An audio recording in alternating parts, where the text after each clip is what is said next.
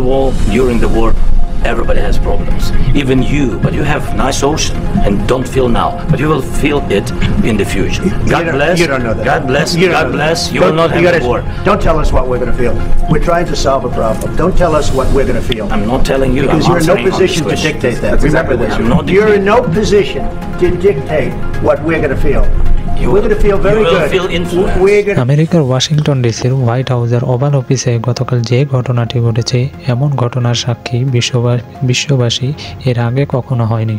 Oval অফিসে থাকা সকল সাংবাদিক এবং ইউক্রেন অ্যাম্বাসেডর এবং অন্যান্য যে সব ঊর্ধ্বতন কর্মকর্তারা আছেন, তারা অবাক দৃষ্টিতে তাকিয়েছিলেন গতকাল ডোনাল্ড ট্রাম্প এবং জেলেনস্কি সাহেবের সাথে যে মিটিংটা হয়েছে, সেখানে যে ধরনের উত্তেজনা কাজ করেছে, আসলে এটা তাদের সারা বিশ্ববাসীর জন্য খুবই কষ্টদায়ক।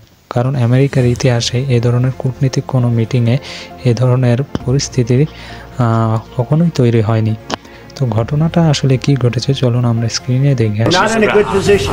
You don't have the cards right now. With us, you start having cards. Right now, you don't. You're playing cards. You're playing cards.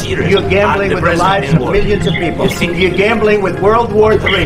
You're gambling with World War III. আপনারা দেখতে পেলেন গতকাল ঠিক 10টার সময় Zelensky, Ukraine president Zelensky Donald ট্রাম্পের সাথে দেখা করার উদ্দেশ্যে ওয়াশিংটন ডিসির হোয়াইট হাউসের ওভাল অফিসে যান। সেখানে ঠিক 10টার সময় ডোনাল্ড ট্রাম্প তাকে রিসিভ করেন এবং মিটিংয়ের যে কার্যক্রম সেগুলো শুরু হয়। মিটিংয়ের শুরুটা ছিল খুবই সুন্দর এবং এখানে দেখা গেছে যে ইউক্রেন প্রেসিডেন্ট জেলেনস্কি ডোনাল্ড ট্রাম্পকে বিভিন্ন ধরনের মানে যুদ্ধ, বর্তমানে যে রাশিয়া ইউক্রেনের মধ্যকার যে যুদ্ধ পরিস্থিতি এবং প্রেসিডেন্ট পুতিনের বিভিন্ন কর্মকাণ্ড, এসব বিষয়ে তাদের সাথে কথোপকথন হচ্ছিল এবং বিভিন্ন ধরনের ছবি এবং ইউক্রেনিয়ান সিটিজেনকে মানে নিয়ে হোস্টেস করে রেখেছে, মানে বিভিন্ন ধরনের সিটিজেন বলতে গেলে ইউক্রেনের যেসব সিটিজেন উনি যেভাবে উপস্থাপন করতেছিল বিষয়টা এরকম, ইউক্রেনিয়ান সিটিজেনদেরকে রাশিয়াতে নিয়ে তাদের নাম পরিবর্তন করে তাদেরকে রাশিয়ান সিটিজেন বলে অবহিত করা হচ্ছে এবং বিভিন্ন সোলজার এবং বিভিন্ন ক্যাটাগরির ইউক্রেনিয়ান সিটিজেনদের আটকে রেখে আপনার জেলে রাখা হয়েছে, তাদেরকে টর্চার করা হচ্ছে, এই ধরনের বিভিন্ন বিষয় নিয়ে কথোপকথন হয়। কিন্তু তার পরপরই আমেরিকার এক সাংবাদিক ইউক্রেন প্রেসিডেন্ট জেলেনস্কিকে প্রশ্ন করে তার পোশাক নিয়ে, তিনি কেন এখানে ওভাল হাউসে স্যুট ছাড়া এ ধরনের অর্ডিনারি পোশাক পরে এভাবে চলে এসেছেন। তো জবাবে ইউক্রেন প্রেসিডেন্ট বলেছেন, খুবই বুদ্ধিমত্তার সাথে উত্তর দিয়েছেন, আমার দেশের পরিস্থিতি যখন স্বাভাবিক হবে তখন আমি আপনার চাইতে হয়তো আরও ভালো স্যুট নিয়ে নেব।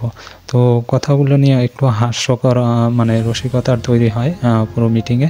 যাই এখান থেকে আসলে সূত্রপাত হয়, জেলেনস্কির আসলে মুড পরিবর্তন হয়।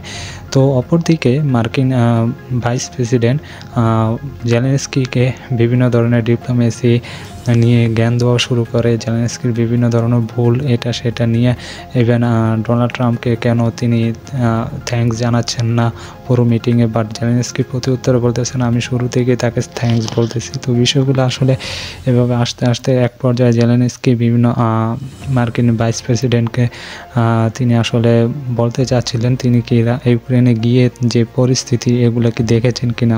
জবাবে মার্কিন ভাইস প্রেসিডেন্ট বলতেছে আমি এগুলার স্টোরি বা বিভিন্ন নিউজে যত কিছু দেখছি সেই হিসেবেই আমি কথাবার্তা বলতেছি। তো জেলেনস্কি এবং ভাইস প্রেসিডেন্টের সাথে কিছুটা সময় বাকবিতণ্ডতা হয়। তো এরপর পরবর্তীতে জেলেনস্কি সাহেব একসময় বলতে থাকে যে বর্তমানে ইউক্রেন এবং রাশিয়ার মধ্যে যে পরিস্থিতি বিরাজ করছে, তো এখানে ইউক্রেন অবশ্যই আমেরিকার সাহায্য কামনা করতেছে বিভিন্ন বিষয়ে। জবাবে এর পরিপ্রেক্ষিতে তারা আসলে একটি চুক্তি স্বাক্ষর করতে চায় যেখানে আমেরিকা কিছু কন্ডিশন রাখছে।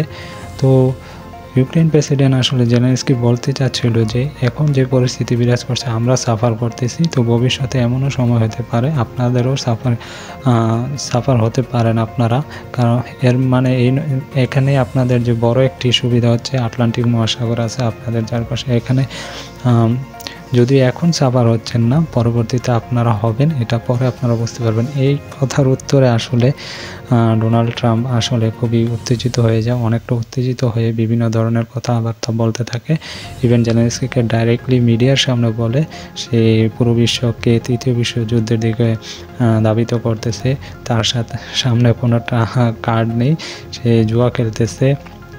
আসলে তার আমেরিকা ছাড়া তার কাছে কোনো অপশন নেই, তার কাছে আসলে ওবামা এবং বাইডেন তাকে ময়লা দিছে এবং তিনি তাকে মধু দিতেছে, তো অবশ্যই তার কাছে থ্যাঙ্কসফুল হওয়া উচিত। এই ধরনের কথাবার্তা বলতেছিল। আর জেলেনস্কি সাহেব বলছে আমি আমেরিকার কাছে অবশ্যই কৃতজ্ঞ, তারা শুরু থেকে আমাদের সাথে ছিল, ইভেন ইউরোপিয়ান ইউনিয়ন তারাও আমাদের সাথে ছিল, হেল্প করতেছে। এখনও আমি আপনাদের হেল্প কামনা করি, বাট আমি সিকিউরিটি চাই যে আপনারা আসলে আমি যে চুক্তি স্বাক্ষর করবো এরপর পরবর্তীতে আপনারা আসলে কী ধরনের সিকিউরিটি দিবেন, এটা ইউক্রেনিয়ান সিটিজেনরা আসলে সব কিছু জানতে চায়। তো বিষয়গুলো আসলে এভাবে এগোতে থাকে। তো জেলেনস্কি যতই আপনার বোঝানোর চেষ্টা করে, এখানে ডোনাল্ড ট্রাম্প এবং ভাইস প্রেসিডেন্ট তারা আসলে বিভিন্নভাবে তাকে কথা দিয়ে অ্যাটাক করতেছিল। তো এক সময় ডোনাল্ড ট্রাম্প তাকে মোটামুটিভাবে বলতে গেলে হোয়াইট হাউস থেকে বেরিয়ে যেতে বলে দেয়, যেখানে তাদের সাথে লাঞ্চ করার পরে আপনার চুক্তি স্বাক্ষর করার কথা ছিল, বাট লাঞ্চ দূরের কথা, কোনো চুক্তি স্বাক্ষর না করে জেলেনস্কি সেখান থেকে বের হয়ে যায়। তো পরবর্তীতে এই ঘটনার পরিপ্রেক্ষিতে সারা বিশ্বে আসলে এটা কিন্তু লাইভ চলতেছিল, ক্যামেরার সামনে সব ধরনের ঘটনা হয়েছে, আপনারা অবশ্যই দেখতে পাচ্ছেন ভিডিওতে।